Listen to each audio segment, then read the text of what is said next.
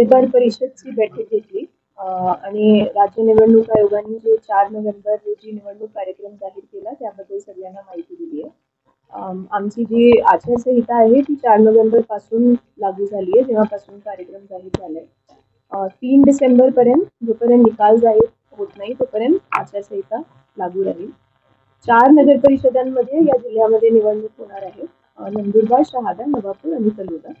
त्याबद्दल थोडी माहिती देते. नंदुरबार नगर परिषदेमध्ये 20 वॉर्ड, 41 सदस्य पदे, 131 मतदान केंद्र आणि 1,11,101 मतदारसंख्या आहे. शहादा नगर परिषदेमध्ये 14 वॉर्ड, 29 सदस्य पदे, 7 मतदान केंद्र आणि 58,972 मतदार आहेत.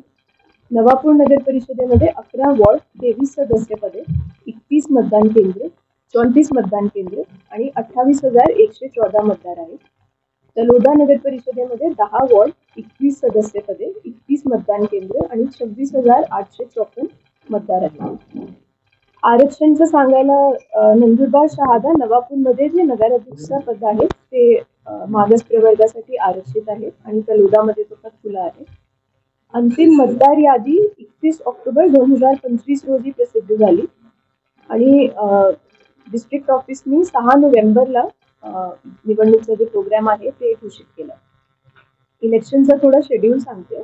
आजपासून 10/11/25 पासून 17 नोव्हेंबर 25 पर्यंत दुपारी 3 वाजेपर्यंत नॉमिनेशन नामनिर्देशन चालू राहील. त्याची छाननी व उमेदवार यादी 18 नोव्हेंबर रोजी सकाळी 11 वाजता प्रसिद्ध होईल.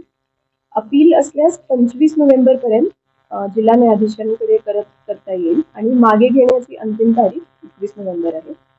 अंतिम उमेदवार यादी व चिन्ह वाटप 26 नोव्हेंबरला केल्या जाईल. मतदानची तारीख 2 डिसेंबर 2025 7:30 सकाळी ते संध्याकाळी 5:30 या वेळेत होईल. मतमोजणी व निकाल 3 डिसेंबर 2025 सकाळी 10 वाजल्यापासून सुरू होईल. प्रचारबंदी मतदानाच्या 24 तास आधी रात्री 12 वाजता लागू होईल. प्रचाराच्या शेवटच्या दिवशी रात्री 10 नंतर सभा, मोर्चे, ध्वनिक्षेपक वापर निषेध आहे आणि इलेक्शनचा जे निकाल आहे ते 10 डिसेंबर पूर्वी राजपत्रात प्रसिद्ध केला जाईल. नागरिकांचं माझी विनंती आहे की आपण जास्तीत जास्त उत्साहासोबत नगरपालिकाचे इलेक्शनमध्ये पार्टिसिपेट करा.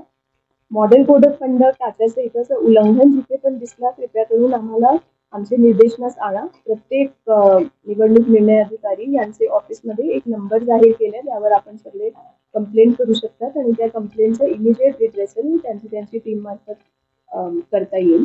आणि काही पण उल्लंघन एकदा आचारसंहितेचं झालं तर त्यावर तातडीने कायदेशीर कार्यवाही केली जाईल.